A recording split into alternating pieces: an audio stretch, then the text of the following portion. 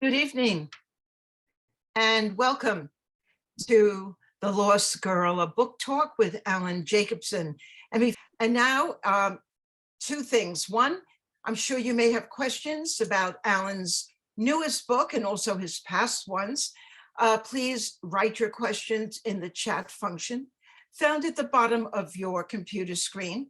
And also to formally introduce Alan, who has so generously agreed to talk about his latest masterpiece, a thriller, is Stuart Kirsch of Congregation B'nai Shalom. Stuart, take it away. Thank you, Riva. Welcome, everyone. Thank you for coming out tonight. I first met Alan about 8 years ago when we moved out here to the West Coast and joined Temple Isaiah, where Alan was a leader of the community there. And hearing about this former chiropractor that is now a best-selling writer, just a fascinating guy. It was interesting to meet him, to learn about him, and to start reading his books. I'd been reading suspense and thriller books for years, and never before until I opened one of Alan's books did I find one with end notes.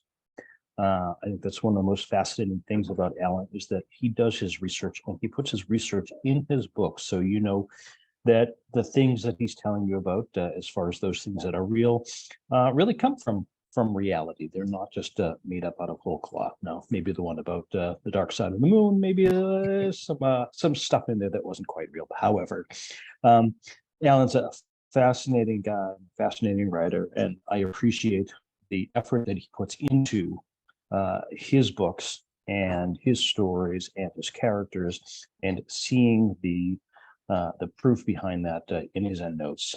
That's part of what makes his story so enjoyable, and his books really fast reads and page turns that keep you on topic and in the middle of the book. Alan is an award-winning USA Today best-selling author of 14 thrillers, including the FBI profiler Karen Vale series and the OPSEG Team Black novels. His books have been translated internationally, and several have been optioned by Hollywood. In fact, his debut novel, False Accusations, was adapted to film by acclaimed Czech screenwriter Jiří Blech. Alan spent over 25 years working with the FBI's Behavioral Analysis Unit, the Drug Enforcement Agency, the U.S. Marshal Service, SWAT, NYPD, Scotland Yard, local law enforcement, and the U.S. military. The research and breadth of his contacts helped bring depth and realism to his characters and stories. For video interviews and a free personal safety ebook, co-authored by Alan Jacobson and FBI profiler Marcus Atharik, visit his website at www.alanjacobson.com. You can also connect with Alan on Instagram, Twitter, Facebook, and Goodreads. Alan's latest book, Lost Girls, is a new series for him, a new character, a new detective, Mickey Keller. And with that, let me welcome you, Alan. Thank you for coming, and tell us about what's going on with you.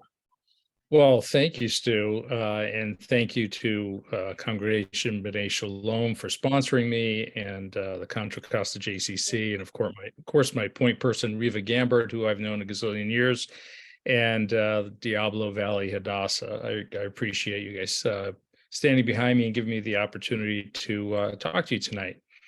So what have I been doing? Well, other than moving my family cross country, I've been working on book 5 in the OPSEC Team Black series, which is tremendous fun for me because that involves a group of covert operatives who basically have no rules. Their job is to get the job done and protect the United States at all costs. So that's kind of a fun way for me to come out of the world of the FBI, which has a 4,000-page manual of rules and regulations that all their agents have to follow.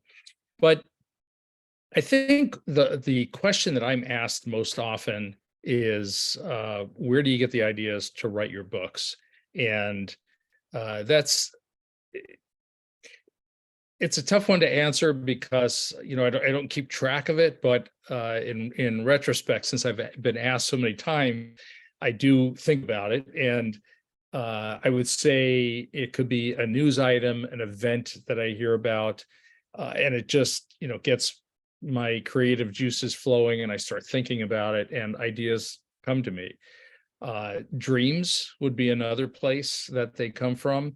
One particularly odd one that I couldn't classify as a dream was I was getting into bed with my wife and she said, I had this thought, what if this happens, that happens? And then we fall asleep.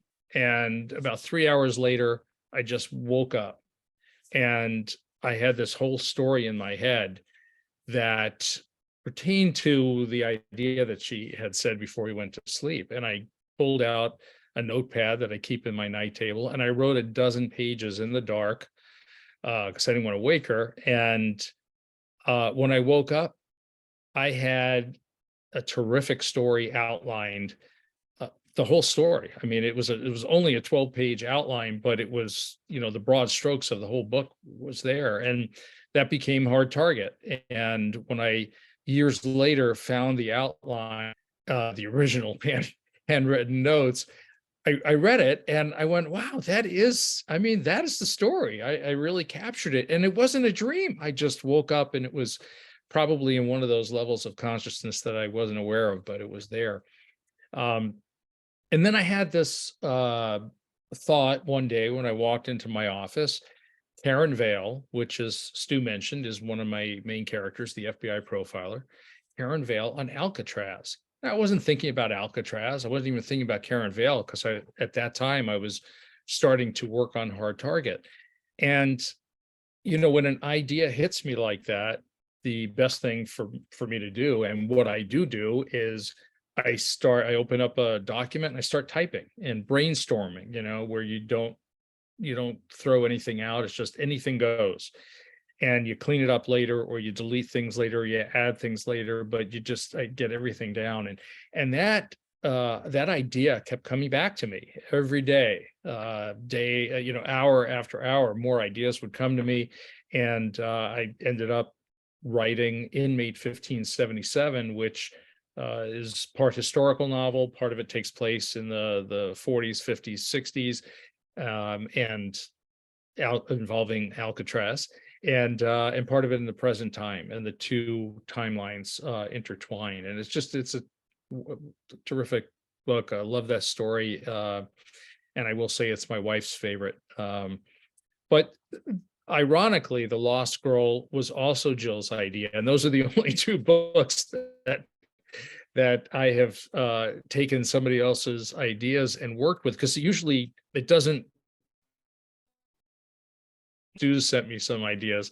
It has to be something that just grabs me and stimulates me to the point where it's all I can think about and I can't stop thinking about it. And the ideas keep building, and I keep adding to that document until I have basically forced myself to say, hey, I can't get this out of my mind. This is the book I'm going to write next. And that's the one I usually write. And that's how The Lost Girl happened. She said to me, I had this idea. It's a little different. It's not one of your series. And she pitched the main concept. And I thought about it, and, my brain just started working on that idea. And it gave me the opportunity to do something which I hadn't done in quite a while, and that was to write a book that was not in either one of my series. And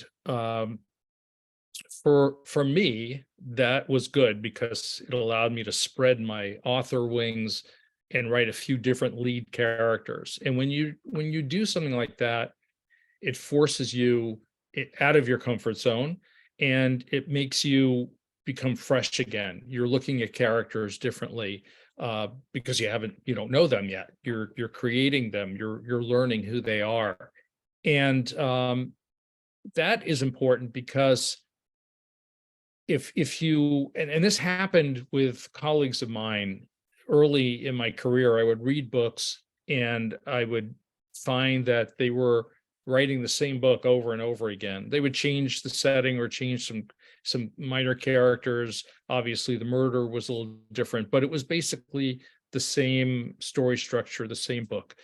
And I could tell that as writers, they were probably bored writing it. And there's a reason why that happens, and often it's not the author's fault, it's the publisher who says, actually, not just the publisher, but the bookstores who put the orders in, the pre-orders. They say, hey, we want another XYZ book because we know that'll sell X number of copies, and we'll give you a contract for another 2 XYZ books. And, if you don't write an XYZ book, well, we may give you a contract, we may not, because the bookstores may not order that many copies. So there's a lot that goes into it that takes you out of the creative process. And that's not a good thing, because, you don't want to be forced into writing something that doesn't stimulate you. And when I first conceived of the Karen Vale novel, The Seventh Victim, that was going to be the only Karen Vale novel. I hadn't conceived of her as a series character because I didn't want to write a series. And I was having lunch with my publisher in New York City, and they sat me down and they said, so when are we getting the second Karen Vale novel? And I said, well, I'm not going to write another Karen Vale novel. And, growing up, born and raised in New York, I could read New Yorkers' body language, and they were not too happy with that answer. And they said, well, we want a second Karen Vale novel. We want a series. And I told them, my concerns. And I said, my name is on the cover. I don't want to write a piece of garbage with my name on it. And they gave me a very typical New York sarcastic answer. And they said, well, Alan, that's good because we don't want to publish a piece of garbage. And I thought, okay, I learned a little lesson there. That was a good response. And I went home to California and thought, how can I keep myself fresh from book to book? And therefore Karen Vale fresh from book to book, where readers wouldn't feel like they were reading the same book over and over again. So I figured out how I would do that. Part of it involves stressing the character, and therefore stressing me as the writer. And that's how I started writing series. Now, I had the opportunity to do something completely different, and that was write something, start a new series with a new character, or a new stable of characters, and that appealed to me. And fortunately, The Lost Girl, the story just came to me very, very quickly. I started working on the outline and starting to do the research. But one thing that I wanted to touch on is the another side of the business side of the creative process, which those two don't go well together. And I'll give you an example of that. TV and film agents will never come out and say this, but they're always looking for new things to sell. When selling your book for a series or a film, the producers and studio want to go back to the source material for that novel. So the first book in the series, that's what they consider to be the source novel. So the FBI profiler Karen Vale series, which has 9 books in it, is now, it goes back 15 years. So if they go back to the source material, they're always going back to that original book and looking at that original book, not the book that I just wrote. And it makes it harder for my agent to sell those to Hollywood. So they never will come out and say that they don't want you to write something, or they do want you to write something, because they don't want to, they're very subtle. They don't want to feel like they're telling you what to write. So they get the point across in a very subtle way. For example, a couple of months ago, my agent called me and said, so Alan, what are you working on? And when I told him, oh, the 5th Opposite Team Black novel, he said, and he did it in a way to sound like an aside. Oh, okay, so not a new character. And then he, went on with something, and then the conversation ended. It was a very subtle message, but message received. Nothing new for me to sell. That's basically what he was saying. So, as an author, we have to make decisions. Do we want to pursue the creative process and write the best book that we can? Or do we want to pursue something that, may make a bump in your career by having something hit a screen, a TV screen or a movie screen. So I chose the former, to write the best book that I can. And ironically, even though I would never have agreed to do this so many years ago, it is, a series, 2 series, and now a 3rd series.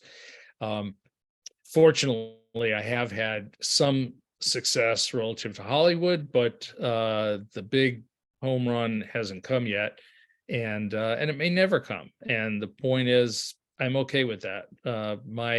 My specialty is writing novels that make people want to read the next book and not put down the book that they're reading. Like playing with Play-Doh, an author needs this idea, toys with the shape that he's creating, and basically uses the 2 most important words in the English language to an author. And those words are "what if." When outlining a book, the author always says, well, what if this happens? What if that happens? What if Mary does X to, Shmuel? What happens? So that is the fuel by which we light the fire to write our books. And for The Lost Girl, the concept was something that is emotionally moving. And it's always difficult to talk about a novel to a group that's not read the book, because I have to be careful not to disclose significant story points when discussing a character or story that envelops the character. But let's talk about the setting of the book, because that I can talk about, and it's relevant to part of what I talked about earlier, and that's the creation of the book and the creative process. To me, the book setting should not be taken for granted. It often is, but it shouldn't be, and it doesn't have to be. I think a lot of times you can make the setting a character in your novel, and to do that, I think obviously you have to know the setting. For me, I have to go visit the places where I set my books.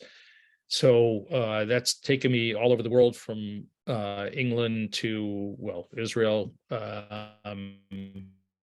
I was born and raised, Spain, and lots of other parts in between. But if there is a place, even in the United States, where my book is set, I'm going to go there. Now, there are 2 exceptions, and you'll get a chuckle out of one of them. One you won't get a chuckle out of. But in the Lost Codex, there are chapters set in Gaza. I think the explanation as to why I didn't go to Gaza is pretty straightforward, but that doesn't mean that I just made it up.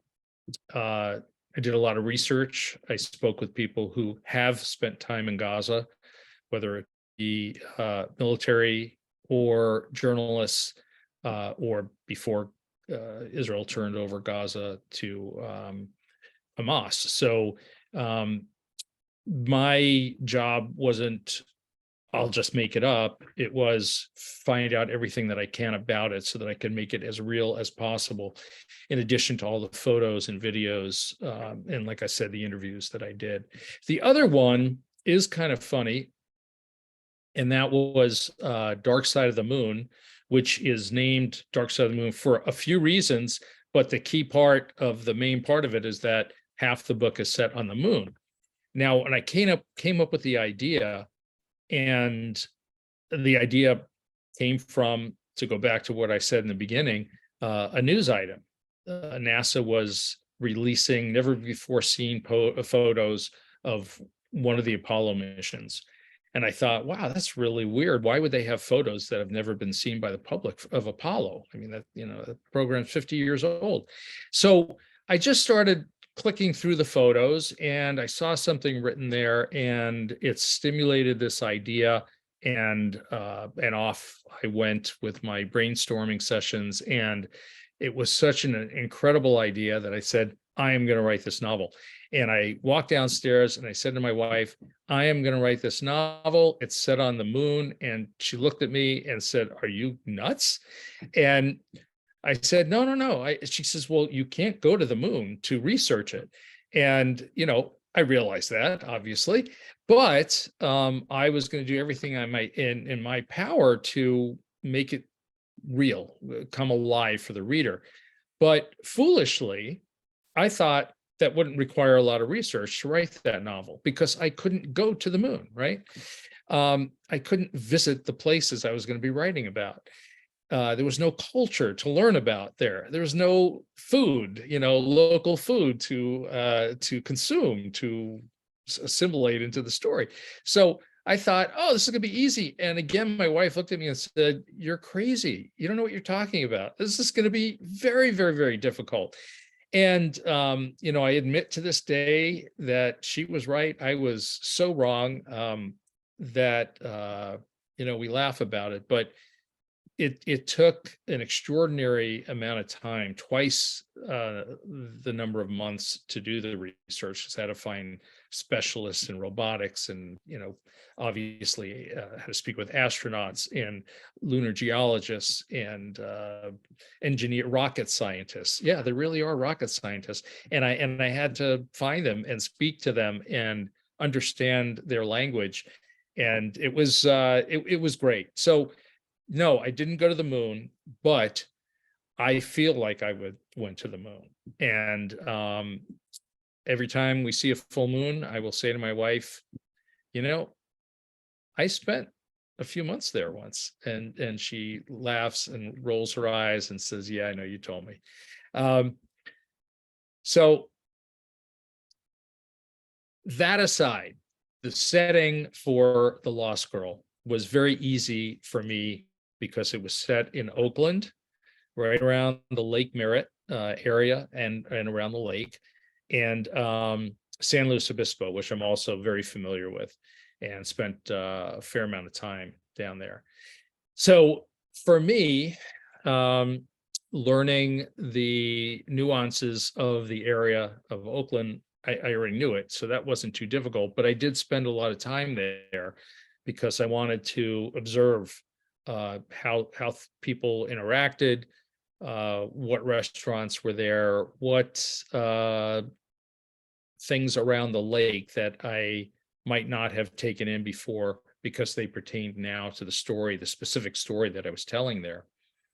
And, if you look at the backdrop of the two characters of the novel, and this is something that I can tell you, the main one of the main characters, Amy Robbins, is the woman around which the whole story revolves. She was a very successful young partner in a law firm, up and coming, and she had a young daughter and her husband, and they had a horrific car accident, and her husband and daughter were killed.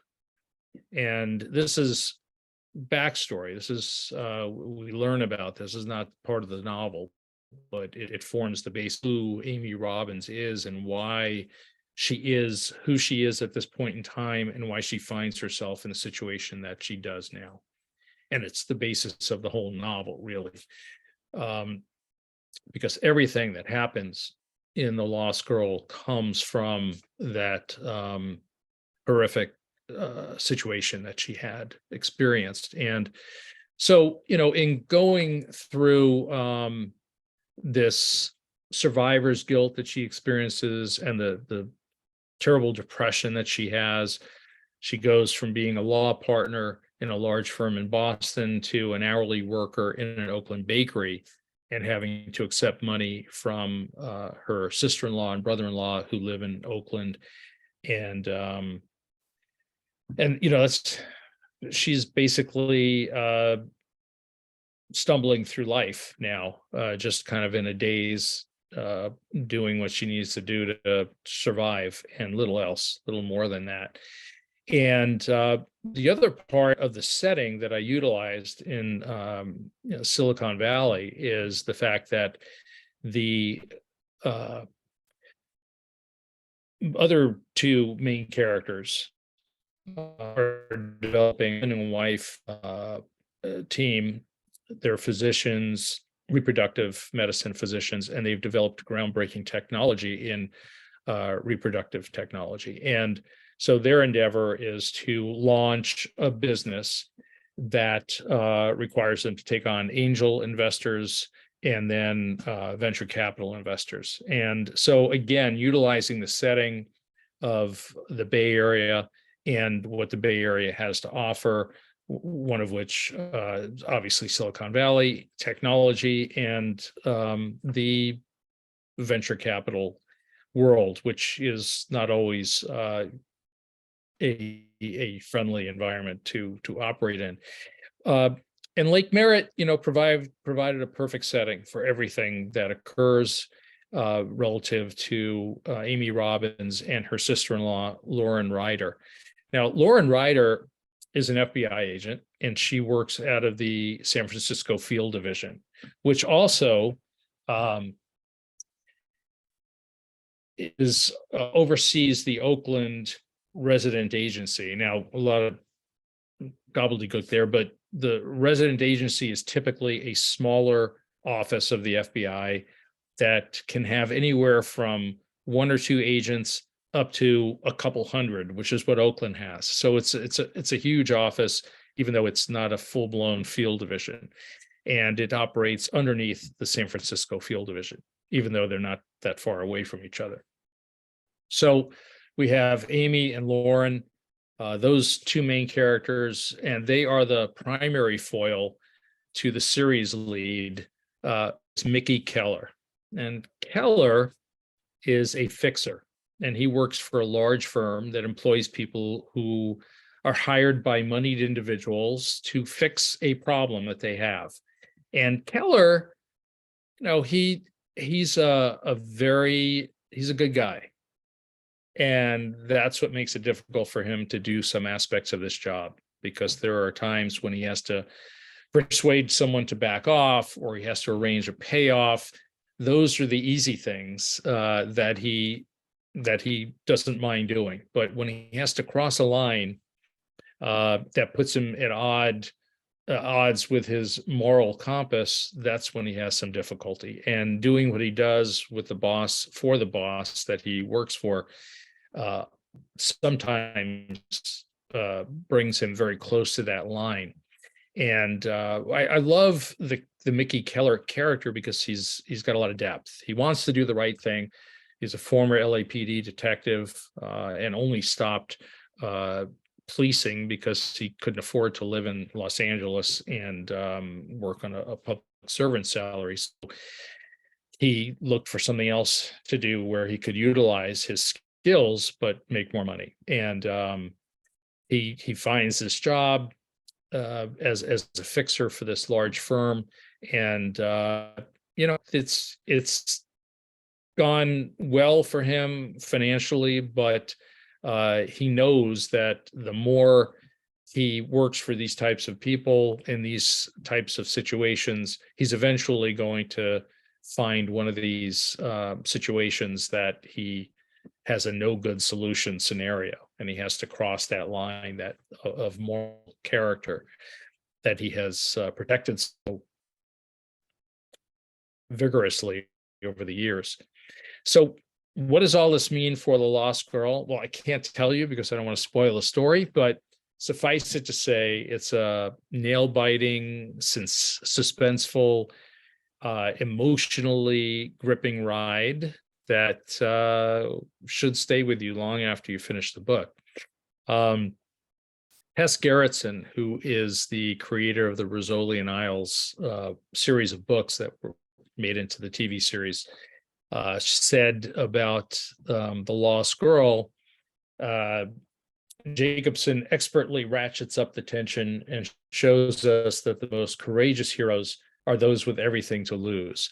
And I think that she really summed it up well, because 3 main characters, Amy Robbins, Lauren Ryder, they are that sums up the essence of the story for each of them, for all of them.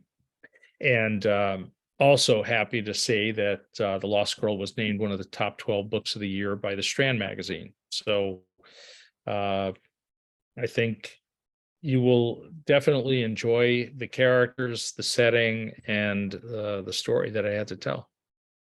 Alan, is there any relationship to the characters in Karen Vale and in Opposite Team Black? I'm sensing there may be something going on there in the background in the FBI offices.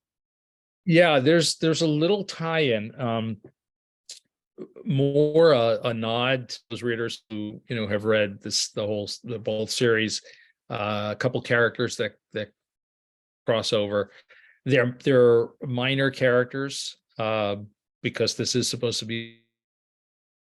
And interestingly, to come back to what we were talking about relative to Hollywood, you have to be really careful, because if you bring one character in from another series, the studio will claim the rights to those characters, even though they are minor characters in this book and film. They will claim that they now own those characters, and therefore your books that feature those characters. So it's I have a very, very good entertainment law attorney. He tells me these things. It's up to me whether or not I want to, and he doesn't say, look, I'm telling you what to do. It's the same thing, with the agents. They say, I'm going to tell you the way it works and you make up your mind. I'm not telling you not to do that. I'm just telling you this is one risk you have. And again, for me, I have done that through all my series. There's crossovers and characters, and I want to tell the most entertaining story for my readers. And to do that, sometimes you just, you got to throw caution to the wind and say, oh, well, what the heck. So yeah, there is. You've got Israeli agents in your Team Black series.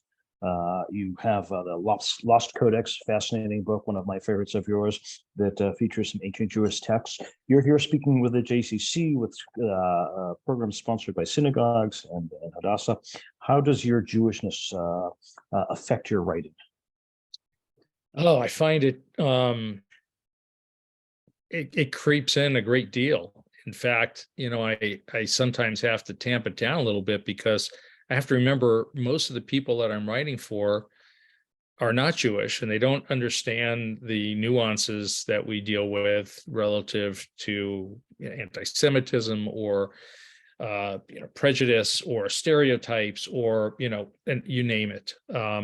So I have to be a little careful in that I don't write something that's over the head of somebody, or something that they're not going to have any way of relating to.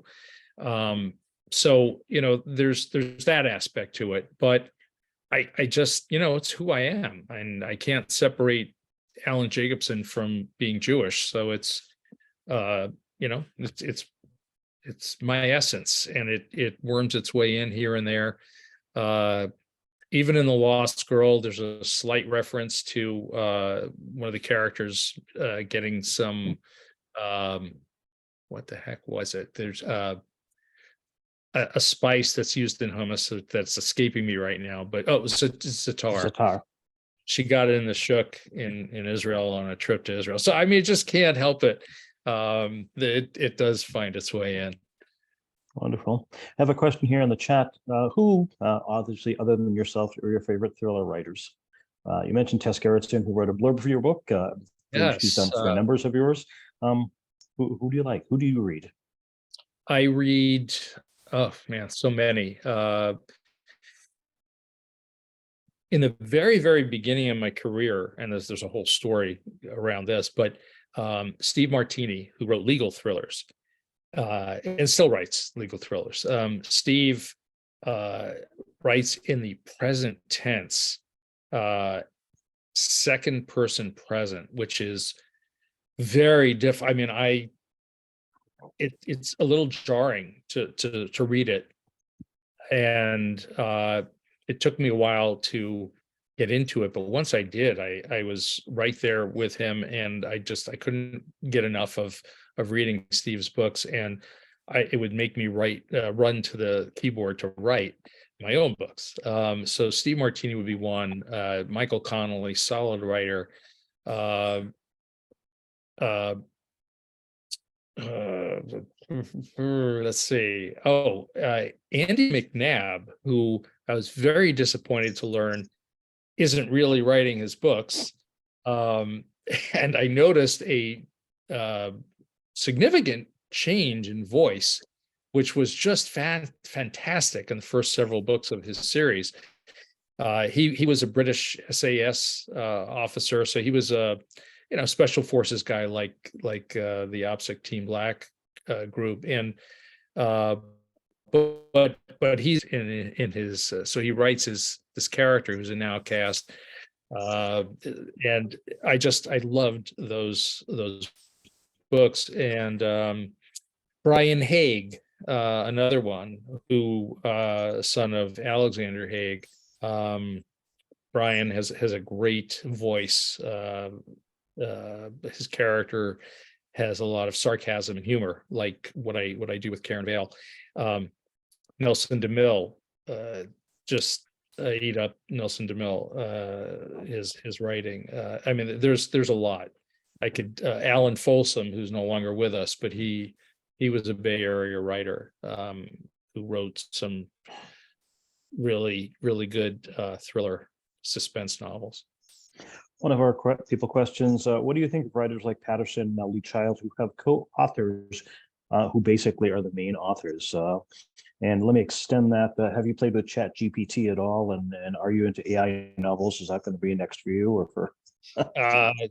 I'm actually concerned about Chat GPT. I think, it started painting paintings. It started writing crude stories, rudimentary stories. It's just a matter of, fill in the blank, 2 years, 5 years before it's writing novels that are pretty darn good. So, yeah, I have some concern about that, whether it's, how much is it going to say, write a novel about this, the computer spits it out and whatever, and charges, $1. I think it has a lot of potential to devalue what we do. But that's life. I mean, that's progress, right? Or so to speak. So there's that. What was the first part of the question you asked? Using Patterson and Child, using co-authors that are writing the books and just putting their names on it. So James Patterson is a good writer. He's a really good writer. He has a terrific voice. And I say that relative to his first several books, which we all remember in I think it was the 90s. And a lot of them were made into movies. And I know Jim, and I know where the voice comes from. He grew up in Philly, and he played basketball all the time with a lot of black guys on the playground, because his voice, his main character is black. And I never knew when I was reading his early books that he was a white guy. It's like, what? He totally had me fooled, because he knew the subject matter so well. He knew the culture of Philly, and so to get to your question, I don't like the co-author where it's not really a co-author. I mean, so Clive Cussler did it. A lot of authors now do it, and I could tell you why it's done, and that's because the publishers want more brand names out there, because it's much easier to sell a brand name than somebody who is not well known. So I understand why it's being done, but gosh, Tom Clancy's still writing books 15 years after his death. Robert Ludlum, he's been dead 20 years, and his 40th book is coming out since he died. He's prolific from heaven. so, and they have all sorts of ways of doing it, Robert Ludlum's, so-and-so series written by, in fine print. Tom Clancy was just the executive producer on the Jack Ryan TV series on Amazon, which was really, really good. I enjoyed it.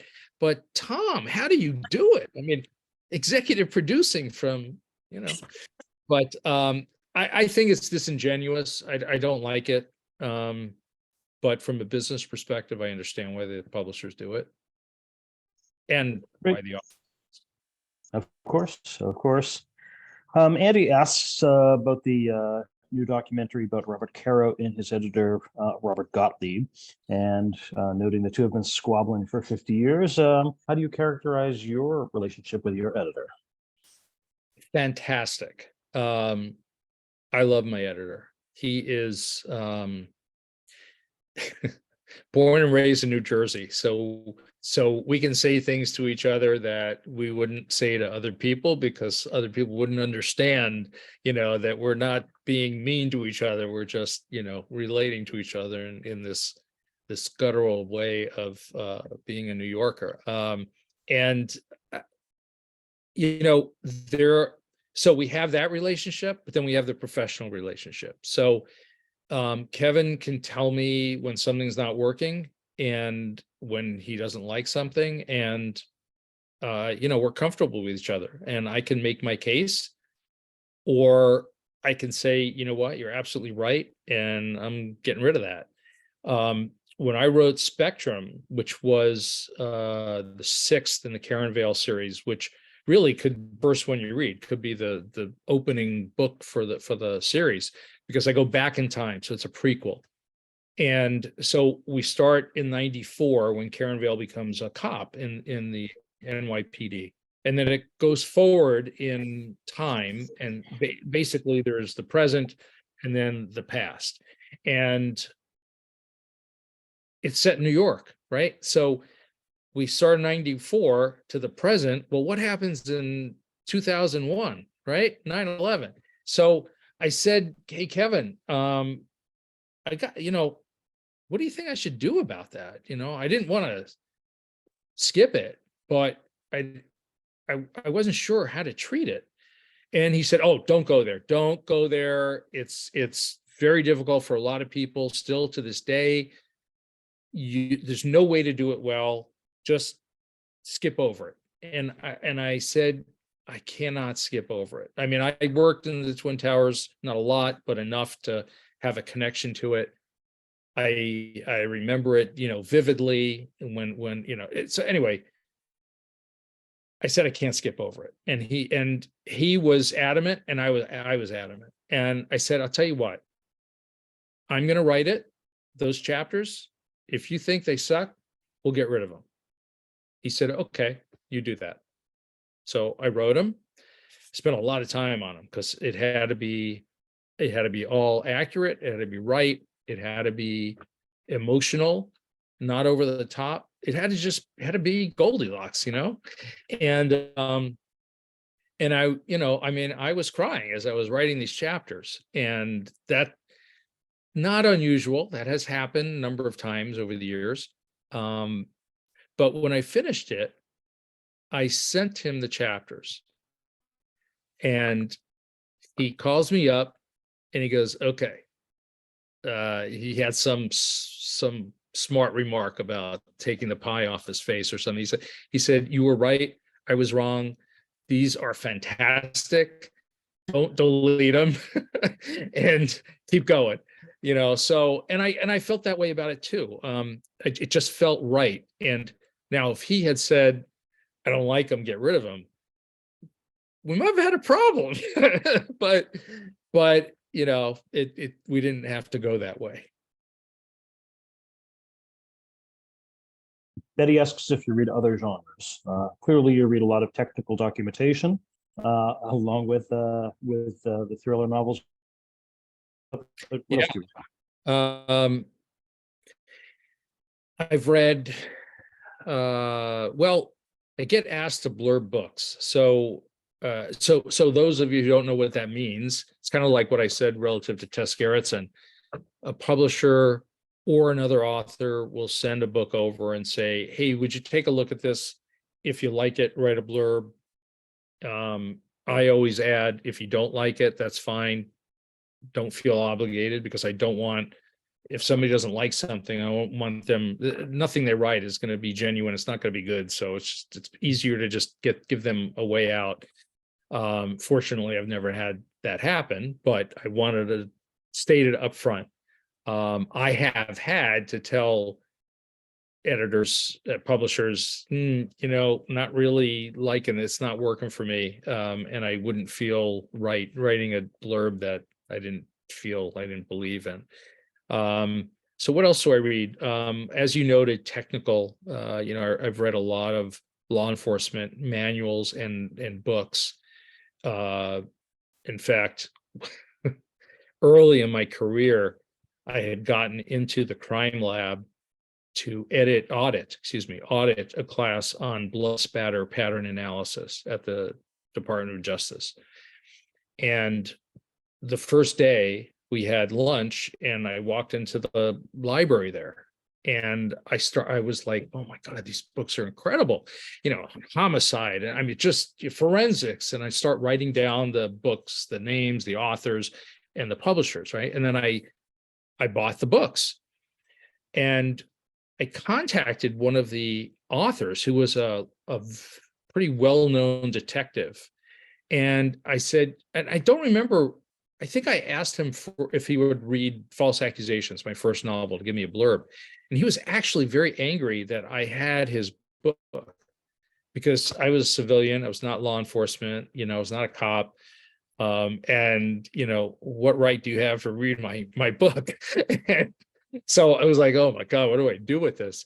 I contacted the publisher, and I said, look, he was not very happy about this, but can I, it wasn't a blurb, actually. It was an epigram that I wanted to put in the book. They gave me permission to use it in the opening of the novel. But anyway, so what else do I read other than that? Read a little bit of historical fiction, a little bit of horror, mostly Stephen King. No romance. Sorry. Yeah, I think that's probably most of it. You save your romance for Jill? Yes. Well put. Thank you. Judy and Terry ask if other authors do extensive research like you do. There are a few. Ridley Pearson is one, who's also, one of the writers I like to read. And let's see, Lisa Gardner used to do a lot of research. She doesn't anymore. Richard North Patterson, very similar to how I do it. And although I do it mostly electronically, and he has, files that he, files in filing cabinets.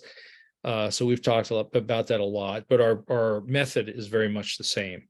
And Rick's a very good writer, as you probably know. Who else? There are a few. Some also have done this type of thing, like there's some retired military, who write thrillers. They obviously don't have to research a lot of it, although sometimes, if it deals with something that they don't know about or that's new, they do have to research it. So there's some of that, but I would say it's more unusual, because it takes months to do the research right. And I've been asked, why don't you hire an assistant to do the research for you? And the answer is that I learned so much by doing the research. It is not me asking questions. It's give and take. And I mean, I can give you so many examples, but perhaps the one that's foremost on my mind, because I just had lunch with the gentleman, but 15 years ago, when I was researching Crush and Velocity, I had to work with the DEA. And the DEA is, as you can imagine, very closed as an organization. They kind of like the CIA. You don't just walk in there and start asking questions. Their agents are doing very, very dangerous things, and they don't want people poking around. So I had some high-level contacts in the DEA, but beyond some generic things, they couldn't talk to me. So I had to go to headquarters, get this long application, fill it out, send it in, and unbeknownst to me until it came back, is that it had to be reviewed by a congressional subcommittee. And they approved my access. And then once I got that access, they assigned me to a public information officer at headquarters in Washington, D.C. And I'm thinking, oh my God, this is not gonna work out. I need to talk with the field agent, a public information officer. So it didn't work out. I mean, I gave her 10 questions to start, right? She thinks, oh, send me your questions. I'm thinking, oh man, you just don't understand what's going to happen here. So I send her my 10 questions. I'll start with 10 questions. She gives me copy and paste out of the operations manual. And it was so obviously copied and paste, different fonts. And so I call her back and I said, thank you so much for spending this time. I appreciate it. But I need to know XYZ. And here's why, right? So there's some silence. And she goes, okay, I see why you want to speak to a field agent. Let me see what I can do, right? So a week passes. And then it was serendipity. There was a 20-year veteran who had done undercover in Latin America. And he came back and he reported to headquarters for his new assignment because he hadn't been, in the States 20 years, right? So they were figuring out where to put him, what to do with him, what to assign him to. Well, they assigned him to me. And that was an incredible experience because not only is he a great guy, but he is a wealth of information on all things Drug Enforcement Administration related. I mean, I could not have written the two novels without his assistance, and we've stayed friends. He just retired as the deputy director of operations, and still friends. So, I mean, that kind of research, the give and take on that, the information I was able to get, the access I was able to get to the DEA labs. I mean, that alone was eye-opening relative to understanding the magnitude of illicit drugs. And I mean, I'd just never seen, bricks of cocaine stacked up or methamphetamine in a pile on the desk, and their lab is pristine. I mean, I'm there. So I started asking questions, and those questions led to more story ideas that I incorporated into. If I had given somebody an assistant and said, here's what I need to know, they would have given me answers to those items. And I never would have asked the additional questions to get the depth of additional things that I learned in working with him. And Stu, it's like that for every single book, almost, I would say. It's just the way it works. So it takes months of being an investigative reporter type, but I wouldn't do it any other way. Plus, so much of it is fun. I mean, the people I've met, the places I've gone, it's just able to do that. Excellent. All right, one last question before we have to close up here. You mentioned Hollywood before and the issues with that, troubles with that, possibilities with that. You're the casting director. Who plays Karen Vale? So I will give you the real answer to this because I had this come up. I signed a deal. I had a choice. My agent calls me and he goes, so I have a deal offer from a Hollywood studio for a film or a TV movie, a 2-hour TV movie, TNT, Turner, that has the ability to get into more TV movies based upon all the Karen Vale novels. Which do you want to do? I was like, well, how do you decide? I mean, and he said, well, let me make the decision simple. If we take the TV deal, you'll see Karen Vale on the screen within 4 to 6 months. If we take the film deal, we could be having this in 5 years from now going, why? So I said, all right, take the TV deal, but I want to be a producer. And he was like, I think he fell out of his chair, but he said, I'll see what I can do. And he came back and he said, they love Karen Vale so much. They said, yes. It was like, wow, okay, cool. So we were working on the film and it was going great. The studio hired a terrific writer, and she did a fantastic job adapting the novel. And we had tax credits from North Carolina where it was going to be filmed on location. I mean, everything had fallen into place. The executive producers had the same vision as me. And then I said to him, so who do we get to play Karen Vale? Do you want some suggestions, right? Because I had a list, right? And he shakes his head because he'd been in the business a long time, right? And he goes, that's not the way it works, Alan. He goes, even if we give them a list, they will politely say, thank you very much, as they put it into the other hand and into the circular file. Because the way it works in Hollywood is a studio has certain actors that they have deals with. So they may sign, actor A to a 3-film deal. And those films have to be made within whatever, a 10-year time frame. And if they have an actor who's, up in 2 years and they're going to lose this thing that they paid the actor for, they're going to try to cast that actor as Karen Vale. And you've seen this happen where sometimes you go, how did that person get cast as this character? I mean, I've read the books. The character is 6'6" and this actor is 5'6". How does that happen? And yes, I'm talking about Jack Reacher. So this is how it happens, right? And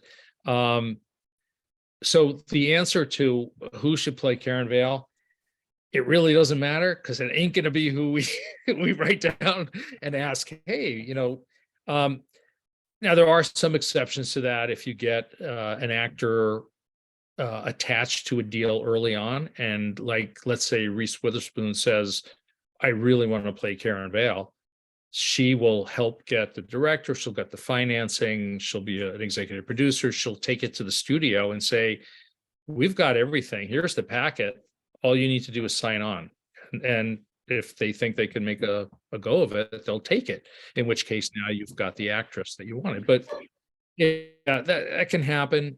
In my case, it didn't happen that way, and that's okay too. As long as, and at one point, my agent called me and said, "Hey, can Sharon Stone play Karen Vale?" And I thought about it, and I pulled up recent pictures of Sharon Stone, and I said, "Okay, she's like 60 something, and Karen Vale's 38." I said, I like Sharon Stone, and maybe 10 years ago she could have pulled it off, but I don't think people would be happy with that. So I told him that. And I still wonder if I should have just said, "Oh, hell yeah, pick Sharon Stone." I don't know, but yeah. So that's the things that we think about, and I spent a lot of time on that before I knew any better. Yeah. And of course, the problem too is that I've been writing Karen Vale for so many years that some of the actresses that I had on my list are no longer, appropriate for, or no longer still acting. So, it's just the way it goes. I try to put energy into those things that I can control. Those are my novels. That's about it. Great. Riva, let me hand it back to you. Thank you, Alan, a marvelous job, really, really Thank good. you. Everyone to thank Alan, purchase his books. However, in an independent bookstore or online or in our brick and mortar Barnes and Noble, which is back in downtown Walnut Creek. Thank you, everyone, and see you at our next event. Good evening. And thanks again, Alan. A wonderful, wonderful presentation. My pleasure. Thank you, everybody. Bye.